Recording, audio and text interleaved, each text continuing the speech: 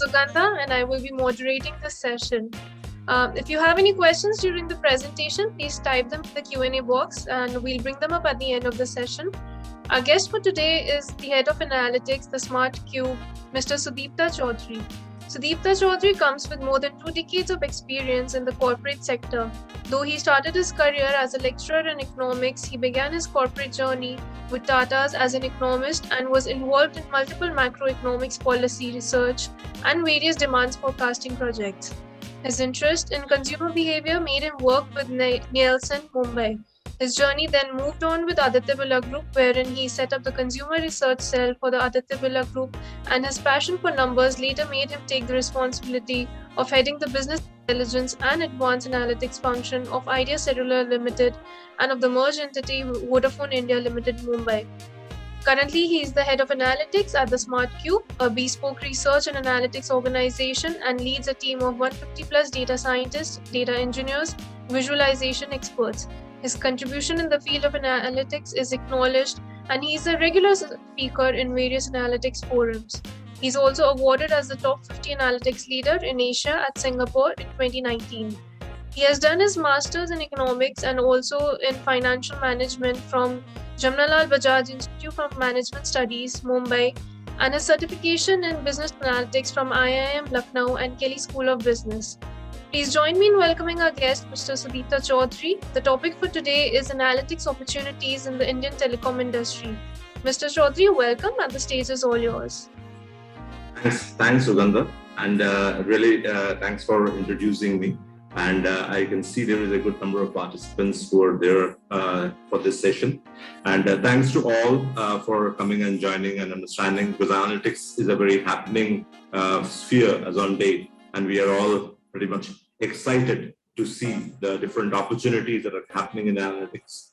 But as there are various opportunities in the various sectors, so I felt that why don't we touch upon the analytics opportunities in telecom, because that will be giving an opportunity for us to understand the backbone of the various digital transformation that is happening across the country is primarily based on the broadband that is supported by the telecom service providers. So it will be always good to understand how the telecom service providers are doing their own analytics or are doing multiple different things or different approaches to ensure that they bring value to their organization, and not only value to their organizations, but also can be creating an ecosystem with the help of which the analytics firms or various digital firms or various startups that are currently there, they are able to take the benefit and take the things forward. So the whole discussion, those who have mentioned that you can be typing your questions and you can be taking questions later on. But as I understand, you're attending a curriculum already over here, and you are all practitioners with good amount of years of experience. It will be much more meaningful for all of us to have an interactive mode. So if Sugandha is perfectly fine, we can also have questions in between, because then the discussion becomes much more interactive. Otherwise, it will be like a monologue from me, and I also do not know how many of the 74 participants are actually there. So it will be much better if possible. So the participants, if there is anything, they can interact in the chat box, or if required, we can unmute them. But we cannot unmute everybody at the same time. So we can do that in between. Fair enough. Thanks, Sugandha.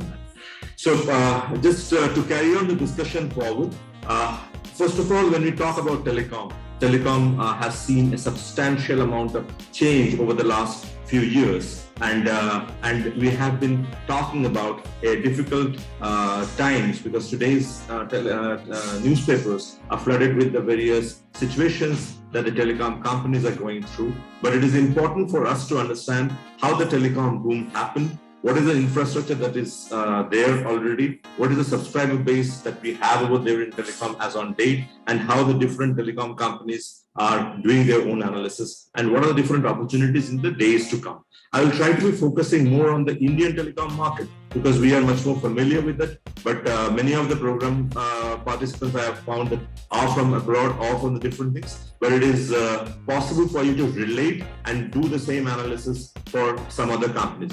Only thing is the velocity with which the data might be coming might be different. The refresh of the data that we happen in Indian telecom scenario might be different from the one that you are working in the other international players. But to be very frank, Indian telecom market is much more complex and much more agile in terms of the subscriber addition, subscriber management, or for that matter, the nature of analysis that we do. So that's the background that I can be setting for today's discussion. And just to give you an understanding, so if you can be giving me an understanding as to what is the total penetration of telecom, if we talk about total penetration of telecom with a country of around 138 crores, if suppose we talk about what is the total size of connections that we can think, any wild guess that you guys have? I hope I am able to see the comments that they write. Yeah, you can see on the chat box. Yeah, fine. Any idea about what is the total count of telephone connections that we have in the country as on date?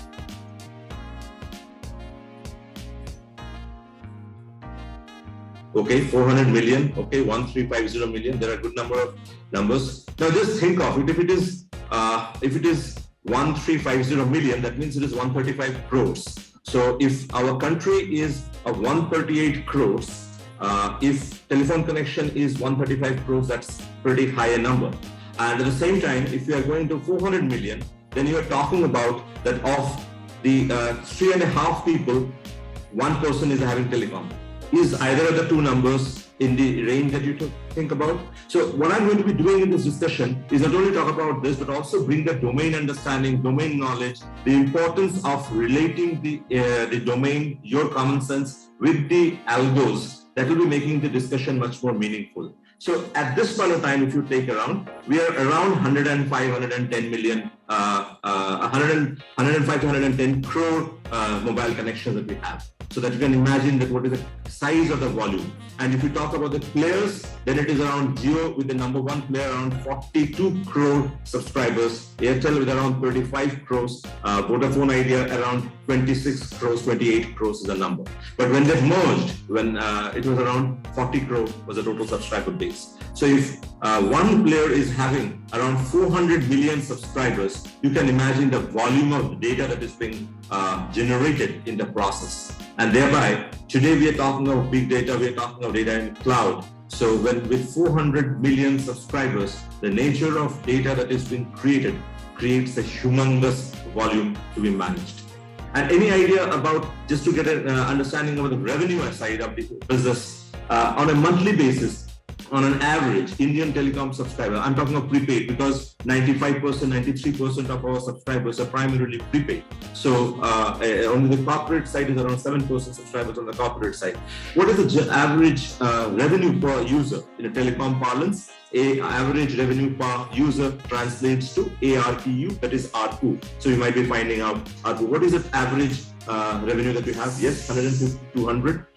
That's pretty a good guess. Actually, it is around 120 is the average that we have in the country as of now. Because you all are coming from the metros, urban centers and all those. So for you, the assessment and the guess is absolutely right. 150, 200 is the right number. But effectively, the ARPU is around 130. 130 is the ARPU that we're seeing.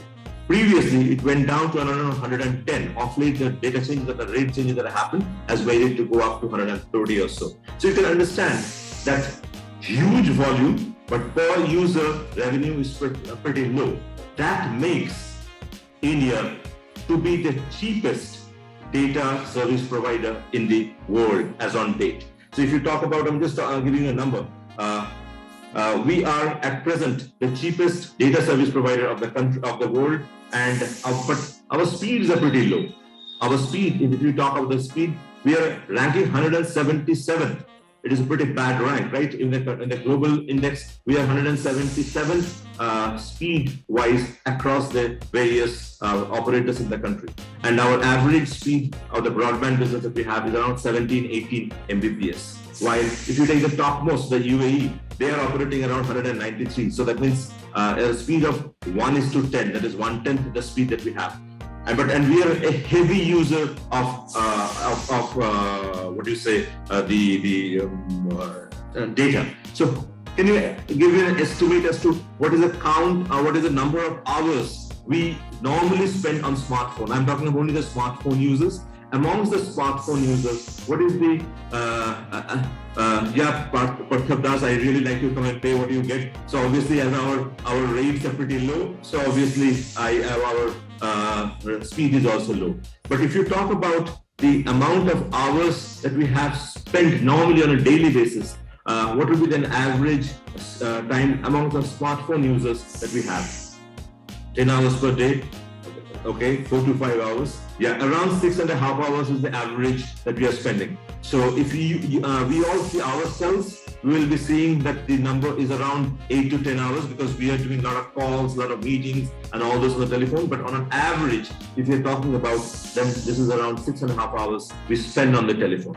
Now, if you're relating these three things, we talked about around 110 crore subscriber base, any operator having roughly around 40 crore subscribers, 400 crore subscribers, 400 million subscribers, on a daily basis using data to the tune of 6 to 7 hours. Speeds are low, thereby there is a good amount of usage that happens, but we are buffering, but it is still okay, we can be still seeing the thing. There is a huge amount of calls that go through and a huge number of subscribers are still on 2G network. That means on the rural side, they are making phone calls. They are not having data.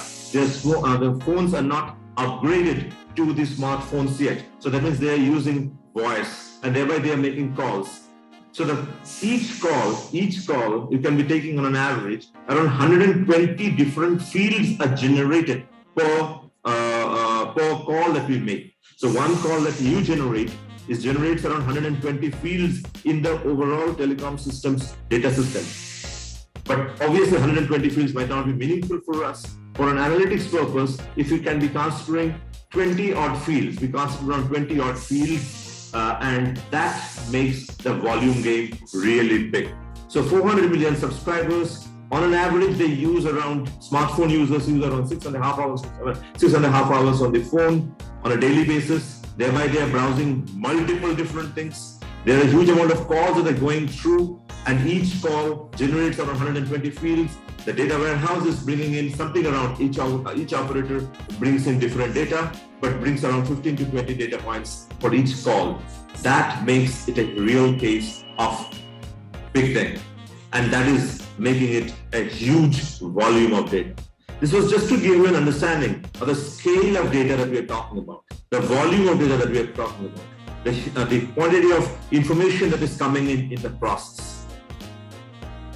Yes, voice over Wi-Fi, VoLTE, and all those things are happening. But if I'm talking of, if people are generating one call, those VoLTE calls, voice over Wi-Fi or voice over via VoLTE are happening, but the nature of analysis that we do on them, used to be doing on them, or people do on them, are different. Or for that matter, Wi-Fi, these WhatsApp calls. Today, maximum of the people are calling on WhatsApp. I mean to say those who have smartphones. Obviously, those doesn't give relevant much information to a telecom operator per se, the way it used to be coming around 5 years back or so.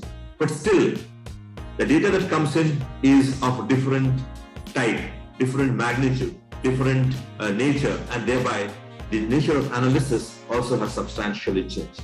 That's the discussion that I'm going to be covering in today, and we are going to talk about that. So let's first take the voice side. Let's talk about the voice side, and then we'll come to the data side. Obviously, SMS is normally a sort of a diet business now. Only promotional calls, promotional SMSs are coming, but still that makes a lot of sense for the telecom operators to do a lot of analysis. So SMS becomes a very critical input for the telecom operators, and still is being considered for any analysis purpose. But voice and data gives a humongous information, and many of the information that we'll be talking about or discussion that we'll be doing about is about the potential of analysis. Need not necessarily be they're doing it currently in full-blown manner, but they're in a position to do it because of those data available. Only thing is that it might not be coming in the full scale for all the circles, all the subscribers. They're doing it in a pilot basis for a particular set of subscribers. But nothing less, we are still able to do. They are still able to do the analytics on those data points. So that's the nature of background that I would like to create for you, and then we'd like to get into the various type of analysis that we'll be talking about. So if I take the sort of voice data.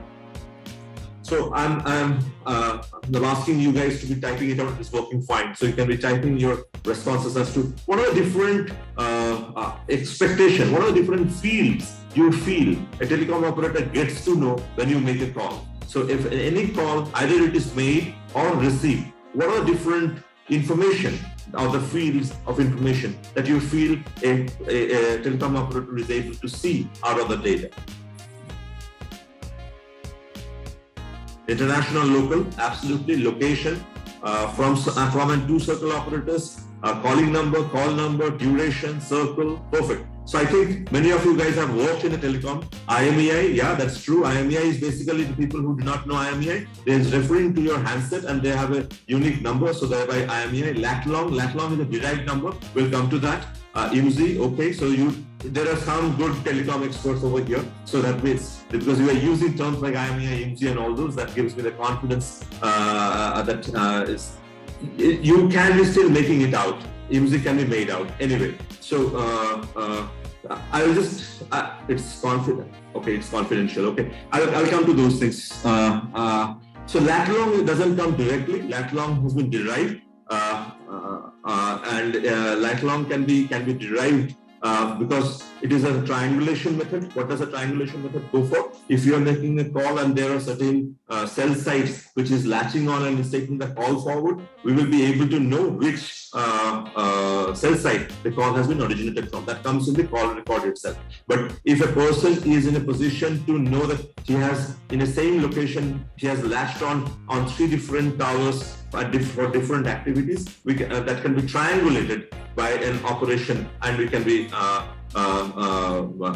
coming to know exactly where exactly is your location. That is possible. So this is a very important thing, the lat long or the location, and obviously the handset. Thereby, if the moment you know the IMEI, thereby you know the handset type, and if you know the handset type, then you can be doing a lot of profiling. If you know the call duration or the call direction or the circle, when you mentioned the circle, basically in India there are 23 circles. The whole country has been divided into different circles, like Maharashtra and Goa is a circle, and Mumbai is a separate circle. Someone is mentioning 22. No, it is actually 23. Chennai is a different circle versus Tamil Nadu. So that makes it 23. So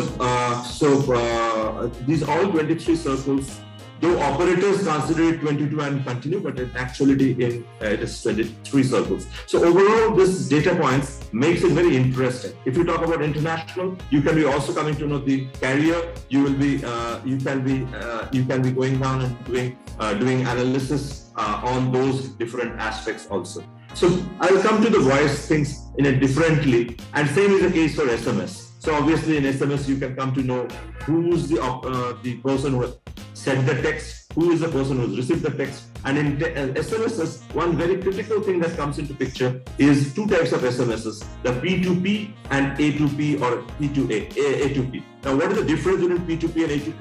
P2P is person to person, while A2P is application to person.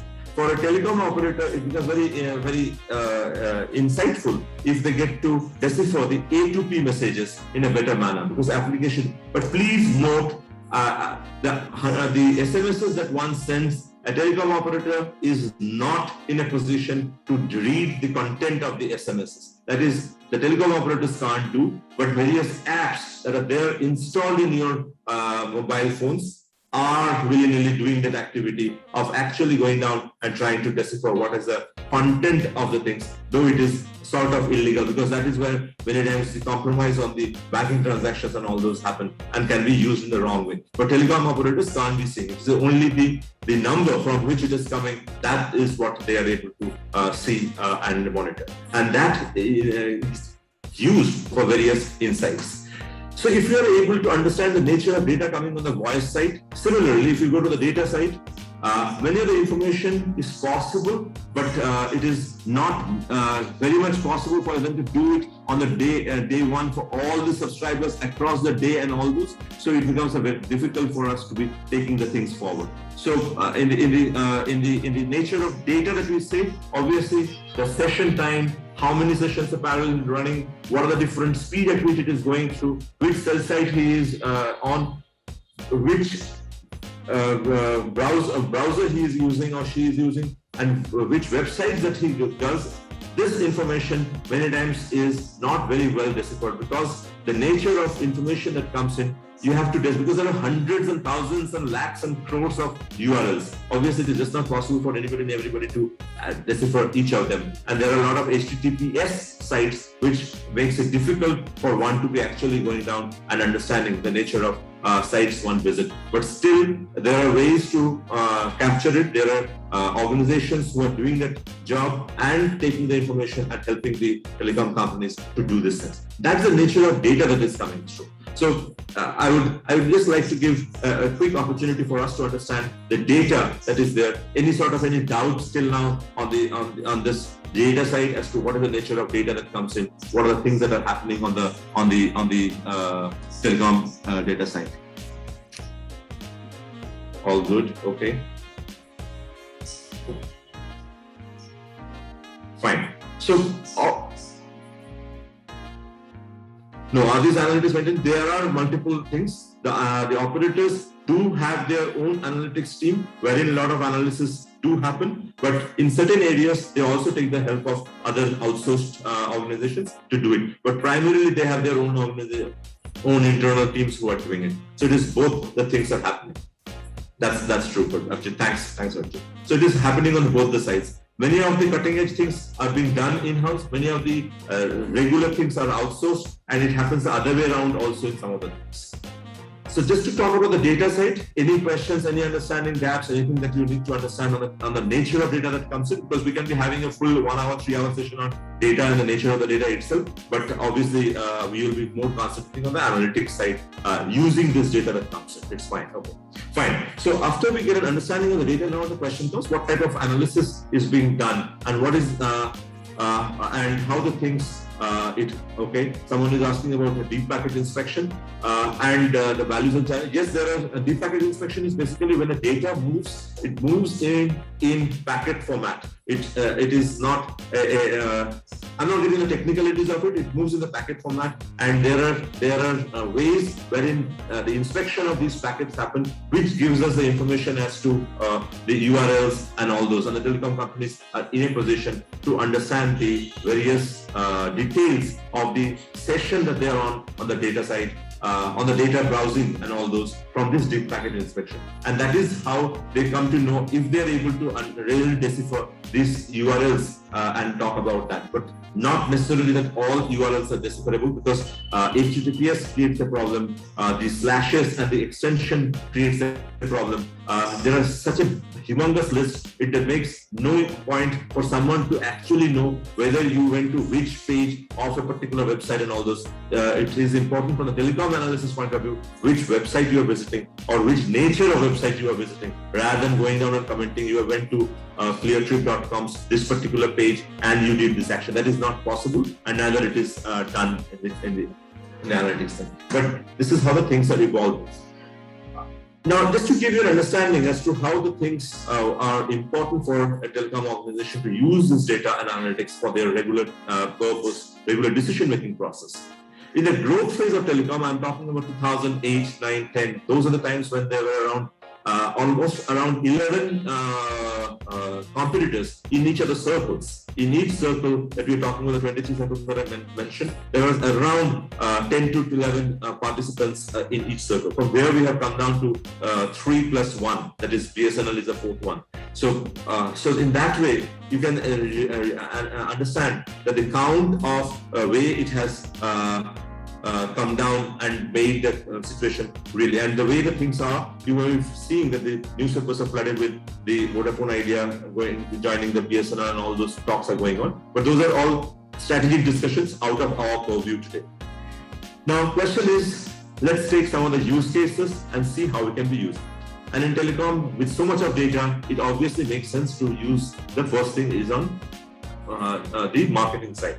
So if I talk about the marketing, and any telecom operator you ask for, or any person that you ask for, will be talking of analytics, they will be starting with churn. Now, there's a very common terminology, churn, and that's the whole discussion starts. But just to give you an understanding, churn is a very simple term. When you go to any international players, many times you find that the churn is a very interesting topic to discuss with them, and it becomes easy for them to be talking about churn. But when you talk about the Indian telecom scenario, churn is having various flavors. When you talk about the various flavors of churn, it can be a case wherein the person is absolutely not using. That means he's already turned to be a dead dude.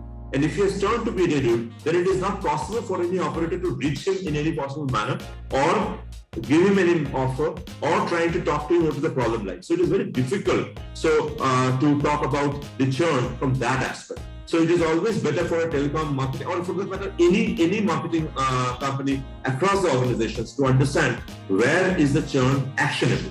So if you're talking about the churn being actionable, there are some early signs that people can be understanding on the churn. Let's say I'm talking about a subscriber has started dropping his usage. That means his usage has started dropping. That means he is starting to shift his usage to some other number. So this is a normal situation, which is very much possible. He is getting more of incoming calls, but outgoing calls have reduced. So it is a case of churn that is happening. There can be a service churn. He was previously having 2-3 different packs. He is no longer having this packs active. He is just having the basic service of voice active. It's a service churn. We can be also having a sort of quality churn. That means he is generating the volume, but he is not generating the revenue. Previously, he was giving a revenue of X amount. Today, he is giving a delta amount less. So it is a revenue churn.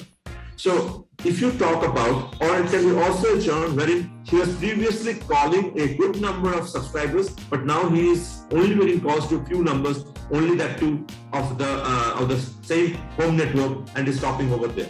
But today, the situation is slightly different, is because the call rates are not differentiated. There is no STD call, there is no local call separately. All the calls are similar. The unlimited has made the whole game change. So it is a completely different game that we're talking about today.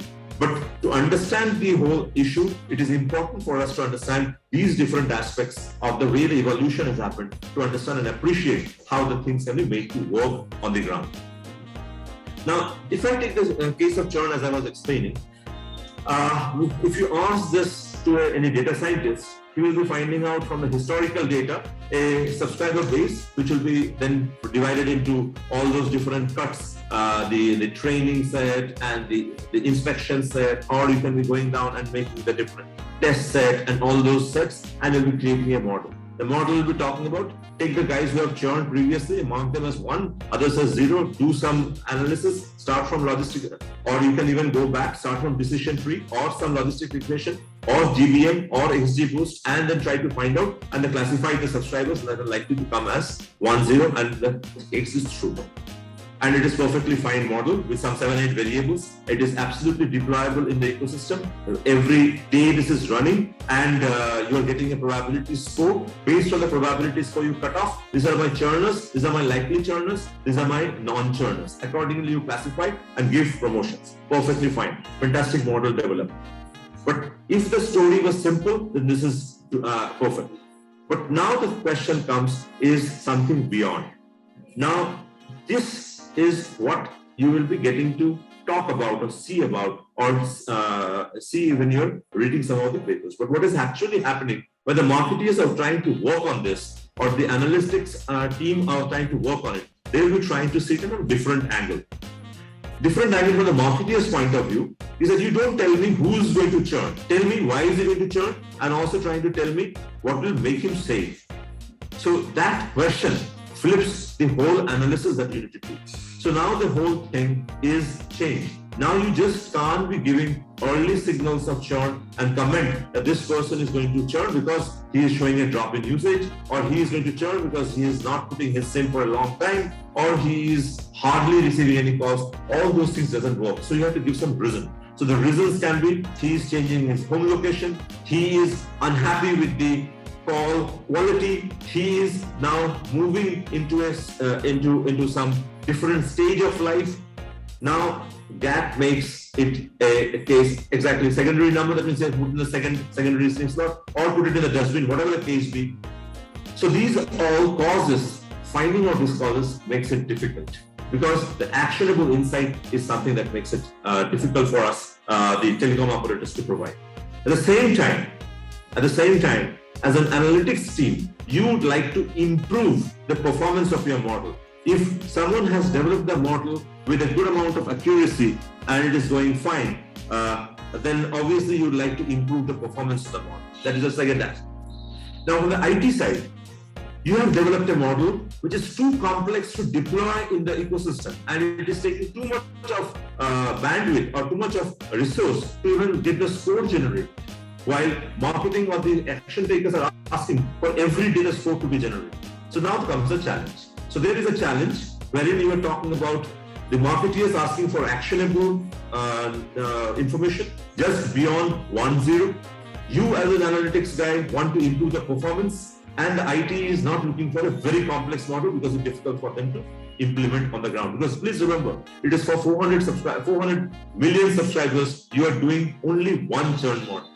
And there are such various churn models. As I mentioned, there are some guys dropping revenue, some guys dropping usage, some guys have dropped usage on a particular type of usage. There is a different stages of life. So there are multiple models that are getting developed. Now that makes analytics in this large scale a bit of a complex. And that makes the things become a bit more difficult for us to be making in and it makes it very difficult for us to actually develop a model and satisfy all the stakeholders.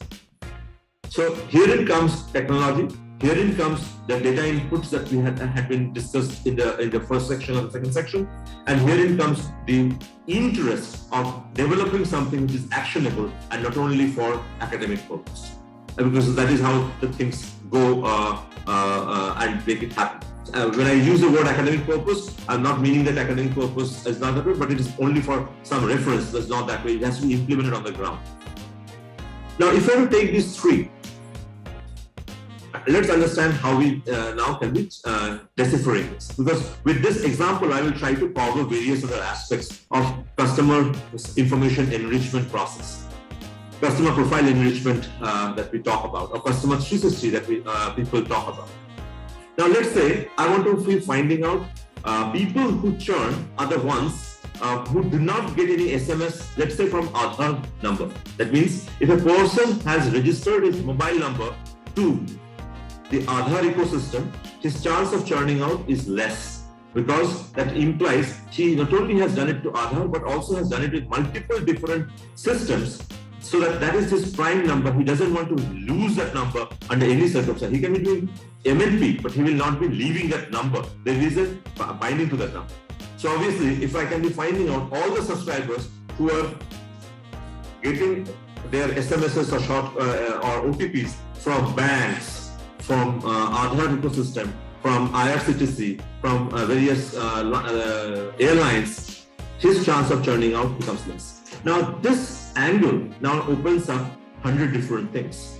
Now, you go down to the point that I had mentioned some time back. The telecom operators will be able to see the short code from where the SMS is coming. So the short code can be easily deciphered. And if you take the overall list of short codes, it can be running into lakh, 1 lakh or so is the number.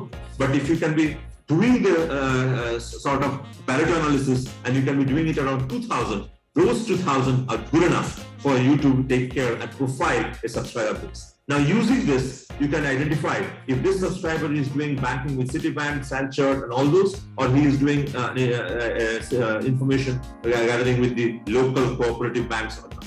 Now, this makes a huge difference in the profile of the subscriber. Now, you can obviously the profile tagging of the subscriber will happen MNC or state nationalized bank or local cooperatives. So if suppose there are 3 entries only, because you have to summarize, that brings the concept of summarizing the information from a multifaceted one to a single variable, wherein you just have one thing, which is bank, and all the subscribers who have a bank information are classified into various categories.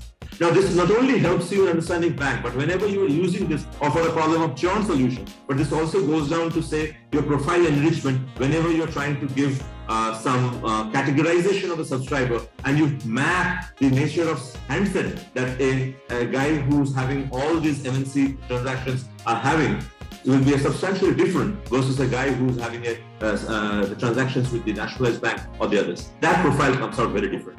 That proves that if you are using a variable like this, you will be able to improve your understanding their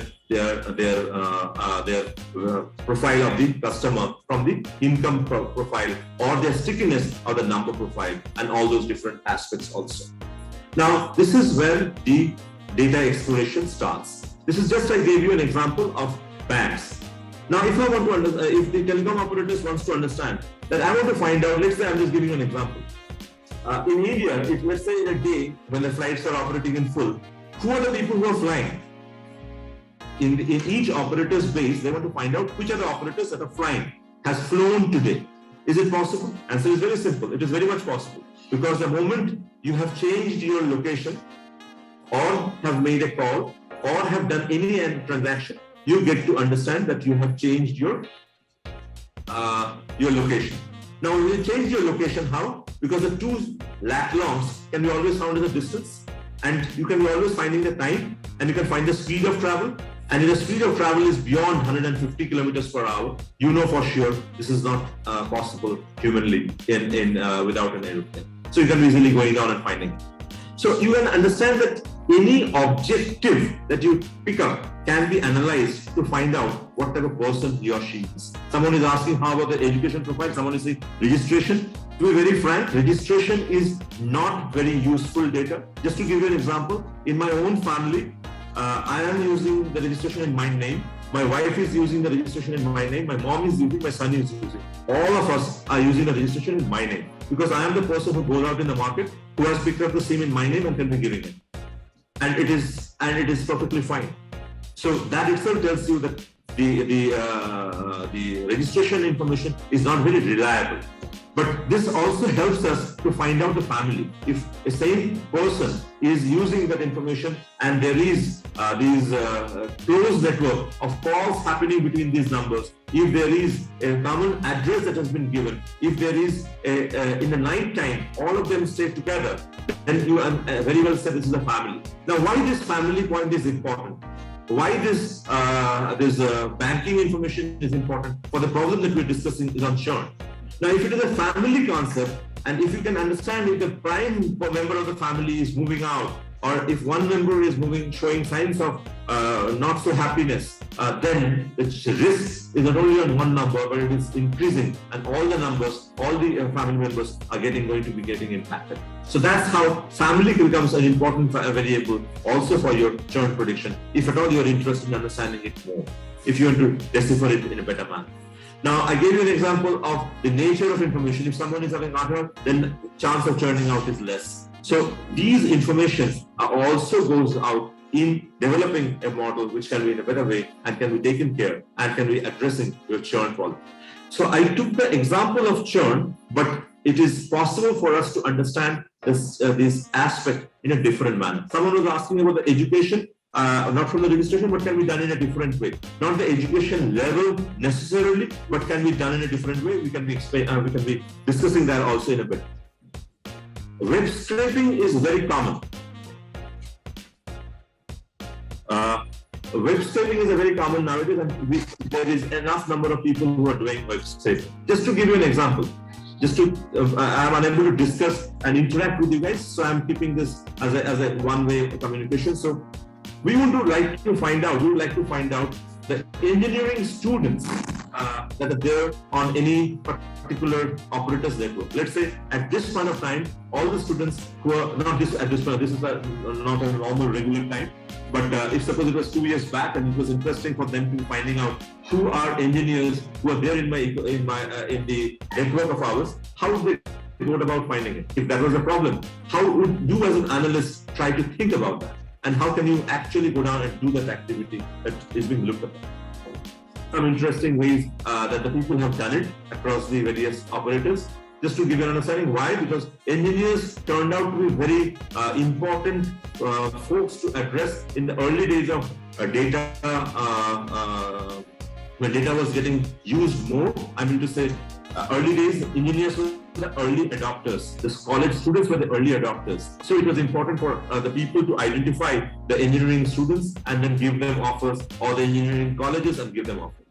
Now, relating these 3-4 things together, it is possible for one to easily scrape the AICTE website, wherein you can be getting around 1,000 odd various engineering colleges that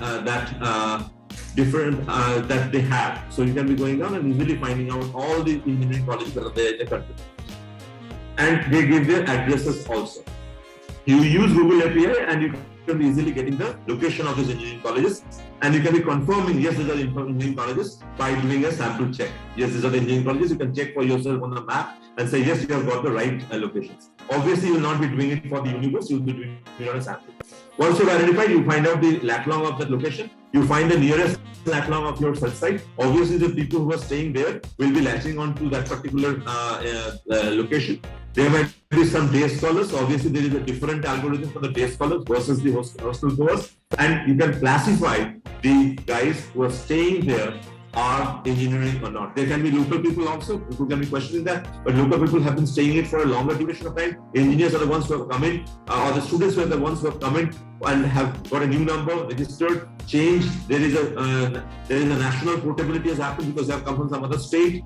And all those informations, when clubbed together, you can be finding out the engineers and take it forward. So this was just to give you an example. Yeah, this is like stalking, you can say, but this is not, I'm not bothered about what is the name of the person or who's the person that is on the other side. It is about the telecom operator's interest in understanding the profile of the guy, because then he will be trying to be giving the things. And this is not only about telecom operators. All the apps that you have installed in your mobile phone are doing it in some way or other. They are doing it in this some way or other. If you want to be taking it off from everything and you want to be in the nirvana state, the only way you can do it is use a dabba phone. I mean, I'm just trying to joke over here. Use a dabba phone, very basic phone. Only you can make calls and receive calls. Only SMSs can be sent across, and you can play that snake game that used to be there. Yeah, Nokia 3310.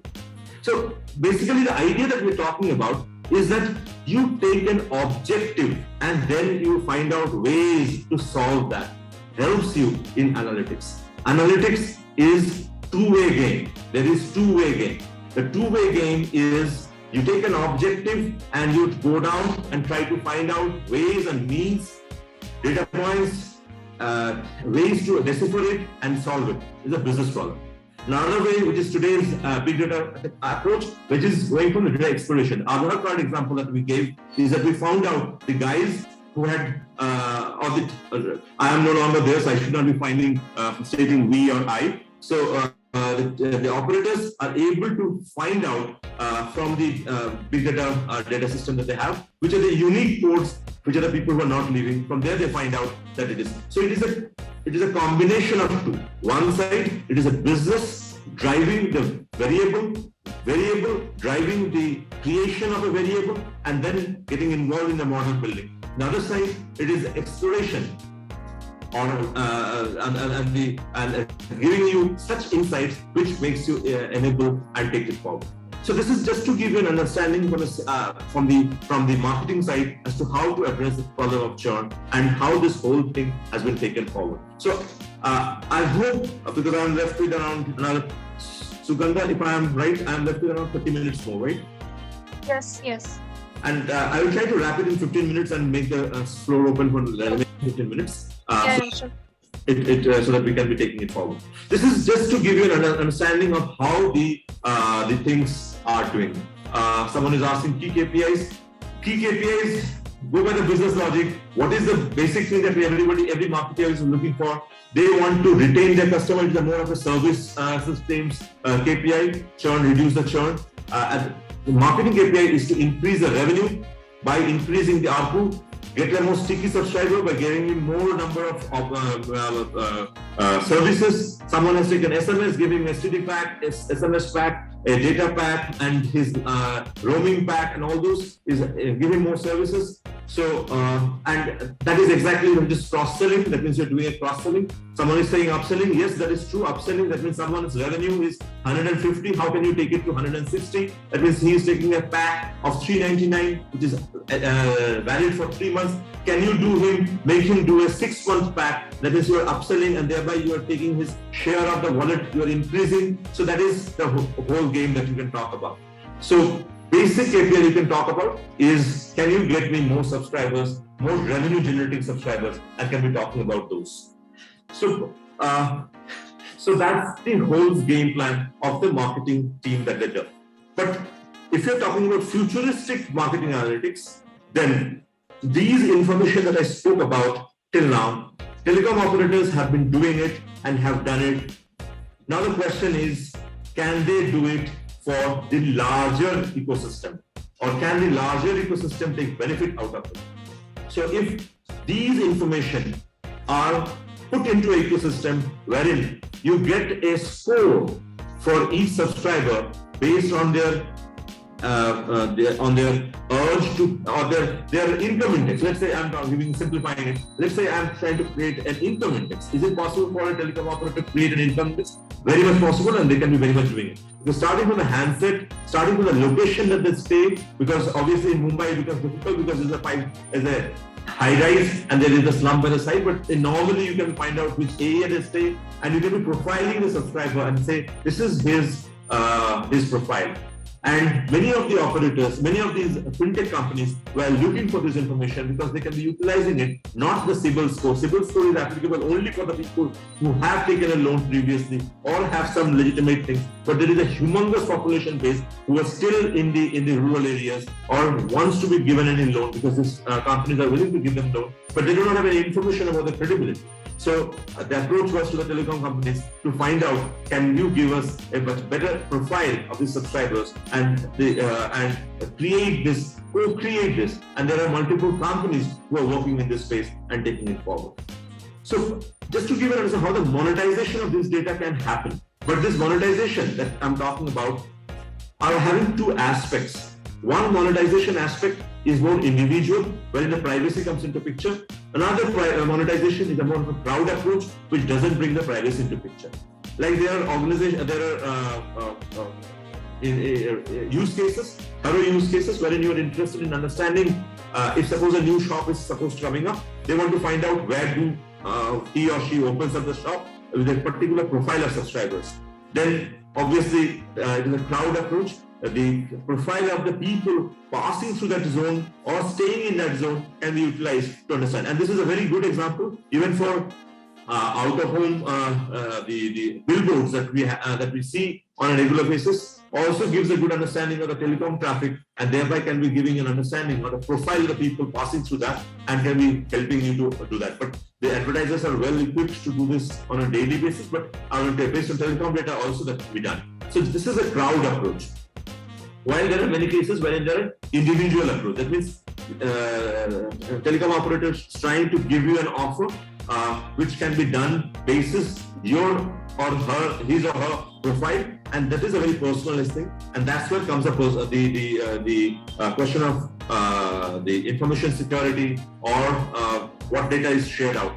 Those campaigns, many times the respective companies, the telecom operators are supposed to run internationally. What has been seen, that data is not made to flow outside of the telecom operator.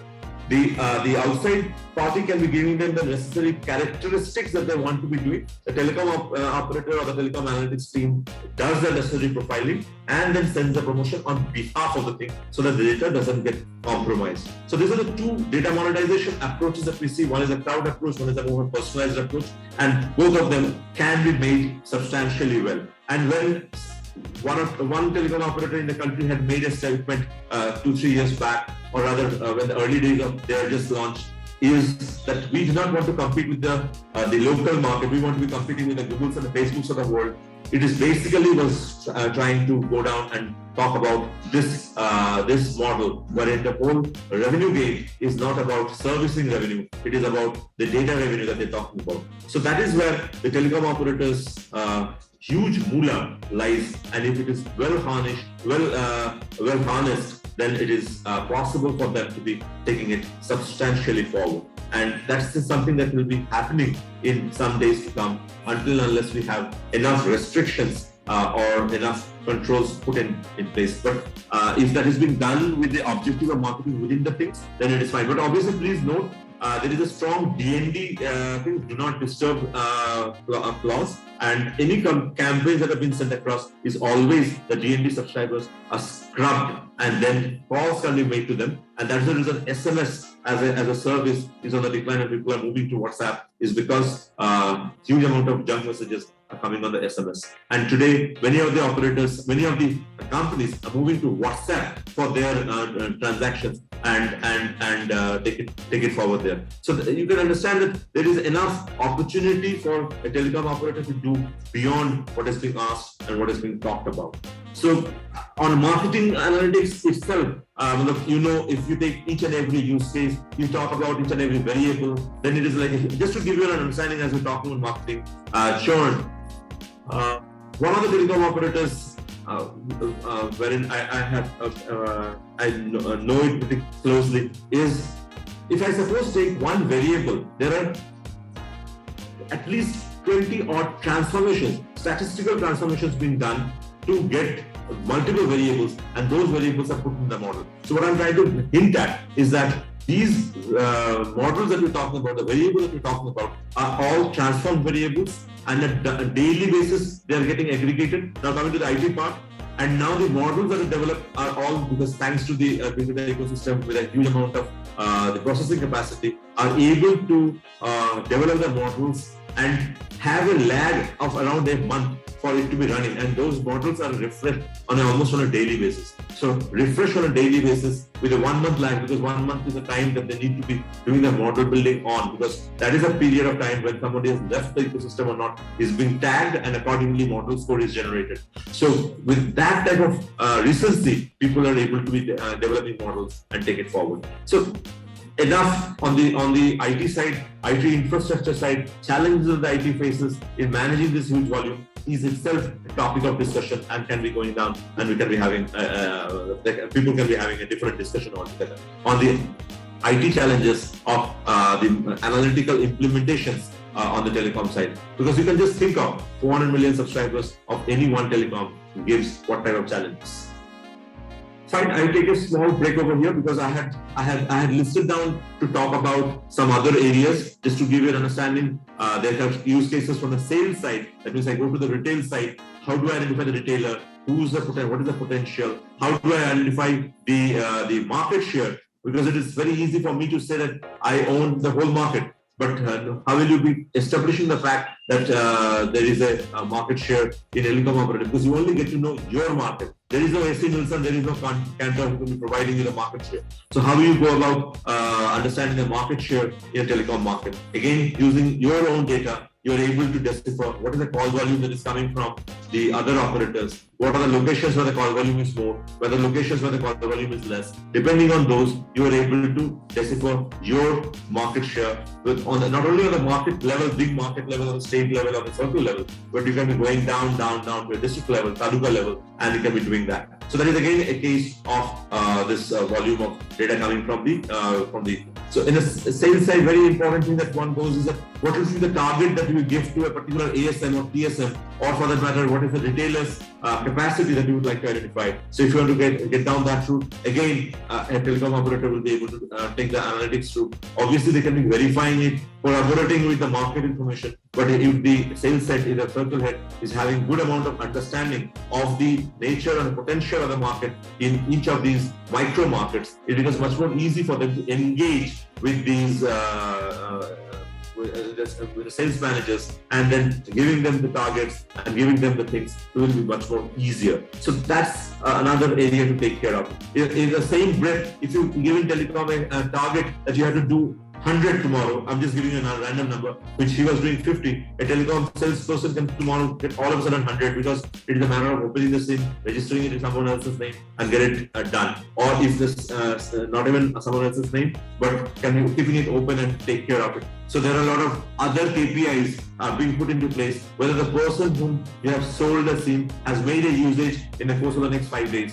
If they have made a usage of this much volume, so telecom as an industry is also evolving. So all these KPIs, also the business KPIs that are being asked for, and analytics team's inputs are important for them to take these decisions. So always modeling is not the only way to bring value to the decision-making process. As an analytics team, it is also important for supporting the decision-making process with necessary inputs, which goes in the strategic decision-making as to what percentage of usage of genuine users use within 3 days, how many of them do not use. So if that information is not there, then obviously it is not possible for anybody to take care of that. So those are the cases. You can be talking on the sales side.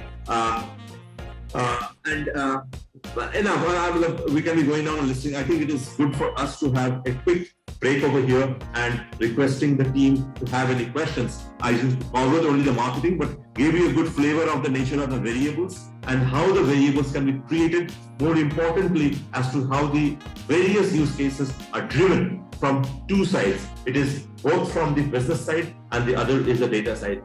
As an analytics person, one should be very much close to the ground, go to the market, understand the nuances, then come to the data point is one approach. The other, or talk to the sales, talk to the service delivery guy and understand what are the challenges they face, and then come to see the data. Or the other is you do your own homework on the data, explore the data well, and then go for the discussion and corroborate your or validate your things and take it forward. Either way, it is perfectly fine. But to quickly take a break over here, this is my thing. Without domain knowledge, analytics becomes very difficult, and without obviously technical knowledge, analytics is not possible. So I take a break over here and leave. Thank you so much, Mr. Sudeepta. So, would you like to take up some questions? I'm more than happy if there is any, or else whatever way you suggest. Yeah. So we have few questions coming in. I'll just share those. So Nitin is asking, why telecom market losing the profit in spite of huge market and subscriber? Okay, it's a huge long story. It is not an analytics question, but still I will be trying to give you an overall understanding of this. If you see telecom market, if you talk about by this year end, telecom market is going to be having around 4.5, 4.7 lakh crore is a debt that this industry is going to face. So if you're talking about an industry which is a 4.7 lakh crore, it becomes a humongous debt to manage. Now, it is not a small number, 4.7 lakh crore for an industry to manage. And telecom as an industry has been doing fantastically well, and the government, without any questions raised on the government's action, government was trying to obviously mark the spectrum charges and all those at a comparatively good level to make the best use of it, but without making a proper investment. And the biggest challenge, I'm sure you all know, that the service revenue, the definition of service revenue was a big challenge the telecom industry faced. They were under the impression that service revenue means when I'm doing any telecom work, any revenue from that is liable for any license fee or any service fee to the government, while actually government's interpretation, the court's interpretation went down to the road that even if it is an interest income, you have to be paying parting with your service fee on those revenues also. So that's where the big gap came out someone is talking about 4.7 lakh debit there on the front, USD 100 and EBITDA 20%. So servicing is a big challenge. Chandra Rana, the thing is, it's not about only the debt number. I just gave you a debt number, but the thing is, it has to be serviced. It is just a bare minimum for one particular two companies to be afloat. But overall, we are talking about an industry to survive. An industry can be just surviving on some service fee only. There has to be a growth. The basic thing that people are looking for, the telecom organizations will be looking for, is improvement in the rate. 130 rupees ARPU. You all can relate to this. we are doing all possible activities on 130 rupees on an average. Or let's say the community over here is around spending 200 rupees per month. So 200 rupees per month is a total spend that we all are making, and we are able to do so many things of our life. And payment is just 200 in dollar terms, around $3. Just think of the situation that we are talking about. That is not sustainable model at all. We've bled the telecom industry substantially, and we have a challenge in hand. But anyway, I think there is more to do with the analytics. So I would request you guys to talk about the analytics part, because I am not a strategy expert to give inputs on those. I will be more comfortable in my space of analytics, but obviously I can touch upon it. But in the benefit of the other participants, I would say restrict your questions to the analytics space. So Harsimran asked how deep packet inspection adds value, challenges and risk it involves. I mentioned that during my course of the discussion as to how the data packet inspection, that is deep packet inspection that we're talking about, tries to give understanding of the data usage a person does. And obviously it has challenges, and the volume of the data, it is managed. It is just not possible for the telecom companies to manage it. They need to be having a different type of ecosystem to manage it. So that is the reason they are doing it at a very low scale in certain corners only. Abhijit asked, what are the parameters to determine user experience of the telecom service users? What are the analysis method used by telecom service providers for that? So on the service side, obviously, it goes down to say, this is question more on the service parameters. So obviously, if you talk about service parameters can be looked on from the organization point of view, service parameters can be looked on at an individual point of view, just to give you an understanding. When an organization looks at service parameters, they look at call drop, they look at the data buffering, they look at the data download and upload speed, they look at whenever one recharges, how many recharge went through. All those become the KPIs for the service parameters on the organization's point of view. But when it is to be looked at an individual's point of view, then whether his or her experience is good, we need to be finding out whether the person or the individual, whether the MSISDN has really had a good experience in the stint that they had. So it can be from the perspective that whether there was any call drop that has happened too very frequently at the same point. But actionable, if you're talking about actionable, obviously when you lodge a complaint in the ecosystem, then actions happen. But proactive, and that is where the discussion needs to be happening, the proactive understanding of at an individual level, this person is facing huge challenge. Analytics team, at least I have not seen that happening when the proactive actioning happening on an individual to understand, until unless that number happens to be a very high premium number, because then there's a different type of things that have been happening. Because overall quality has substantially degraded. We all are aware of it, and we ourselves are many times to blame.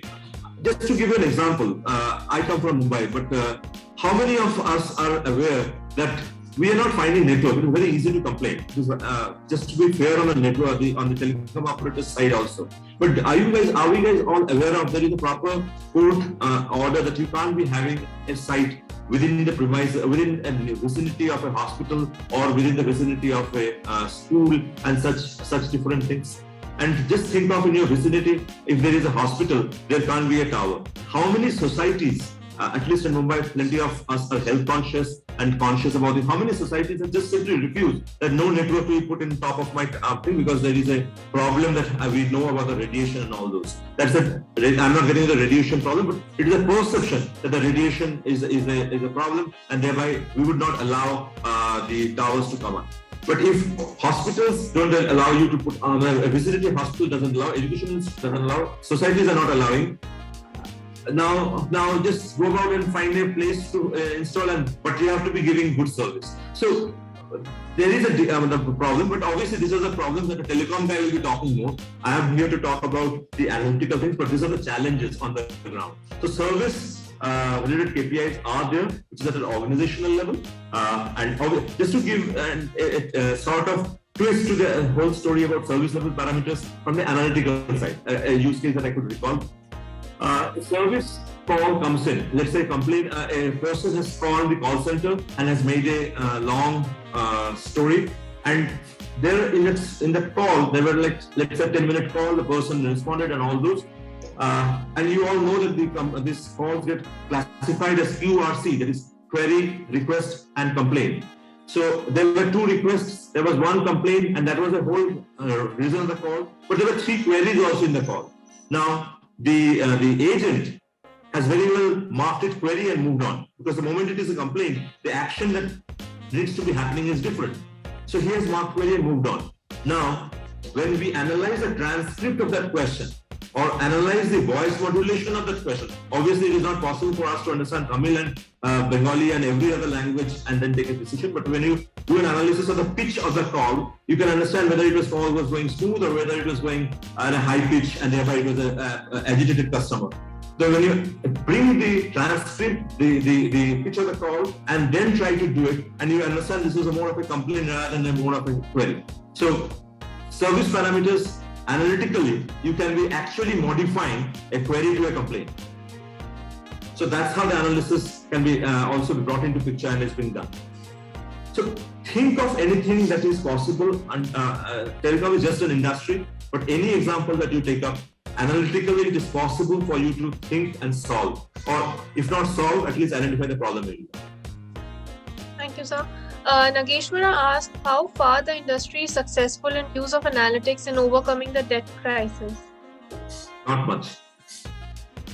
Absolutely no, because analytics that is happening is more in the subscriber level, more with the level of the individual levels. This is more at a different level altogether. This is a CFO discussing about the funding with the various banks and various those. Doesn't get the analytics team doesn't get involved in those. But when it was auctioning, when it was getting auctioned, when the spectrums were getting auctioned, then analytics team of a particular telecom company was very much involved, and they came out to be the most successful bidder in the process, because the whole process was analytically driven, because obviously the amount of forecasted revenue and all those and the cost that the organization was paying, the ratio was dynamically calculated, and through a model it was coming up. So strategic decisions of that nature were supported by analytics, but not on the debt trap at this point of time, the debt position that we have at this point of time. I don't think. Thank you. Rahul asked what analysis worked for Jio which helped in capturing the market share. It is, someone says free calls. So Roshan, there are a lot of factors. Jio's success is not analytics driven. Jio's success was substantially low. Obviously, free calls, free data. Calls over data, that was a big thing, because the other operators were expecting that they have 4G license, so they will be operating in data space only. But the government, I'm not getting into those sides of the story because that goes into a very murky space. But the interpretation of the rules and regulations were done, and they were able to allow voice calls over data make a huge change. So that was not anticipated. And when the actual auction happened in something around 2009, this was not envisaged that people would be allowed to make data calls over data. That was big change that people got a surprise of, and obviously free calls made a big change. Right. So we'll just take up the last question for the day. Manzoor asked, is AI used in telecom data analytics? I'm not saying that complete AI is happening in all possible things, but AI happens in particular areas. There are certain cases wherein at least premium customers walking into a particular experience zone will be given a separate type of treatment. Is a use case of AI wherein the entry, obviously this is not happening at a full scale volume, but obviously it is happening at a very particular corners. If a person walks in, his image is processed and it is being checked, and then it is being the store manager is at least made aware that so and so person is available. But the bigger question that came out for this use case was, why a premium customer need to walk up to the thing? Why don't you identify the problem and go and solve his problem so that he did not go and visit thing. So every use case has its own ways of interpretation and seeing it. So just if you see, this was a fantastic use case to think through, but when it was presented, the organization came very heavily as to why are you trying to promote this as a use case? You should be trying to say that this is not a proper use case because you should be solving the problem of the person, not expecting him to come to this store. So just, I'm making you think. So this is also very nice as an analyst. I was super excited to see that this is a use case coming up. But when we realized the question that the business asked, I feel it is a very valid, pertinent question that they were asking. Great. Thank you so much, sir, for the informative session today. I'm sure it will help a lot of our learners. And thank you all the learners as well for attending the session and for your questions. And we will see you again next week. Stay safe, everyone. Thank you, sir. Thank you. Thanks a lot. It was my pleasure. Thank you. Thank you.